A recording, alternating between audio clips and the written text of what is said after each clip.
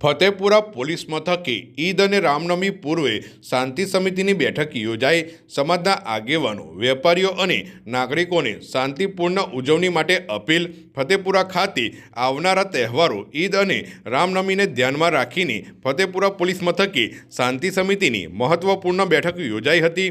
આ બેઠક police inspector જે.એમ. ખાટના અધ્યક્ષસ્થાને યોજાઈ હતી, જેમાં સ્થાનિક સરપંચ, ગ્રામ પંચાયતના સભ્યો તથા વિવિધ સમાજના આગેવાનો ઉપસ્થિત રહ્યા હતા। બેઠક દરમિયાન હિન્દુ અને મુસ્લિમ સમાજના પ્રતિનિધિઓ, વેપારીઓ, તહેવાર આયોજકો અને સ્વયંસેવકો મોટી સંખ્યામાં જોડાયા હતા। બંને તહેવારો શાંતિપૂર્ણ અને સૌહાર્દપૂર્ણ વાતાવરણમાં ઉજવાય તે માટે વિવિધ મુદ્દાઓ પર ચર્ચા કરવામાં આવી હતી। ખાસ કરીને ટ્રાફિક વ્યવસ્થા, ભીડ નિયંત્રણ, જાહેર સ્થળોએ સ્વચ્છતા અને સુરક્ષા સંબંધિત બાબતો પર વિશેષ માર્ગદર્શન આપવામાં આવ્યું હતું।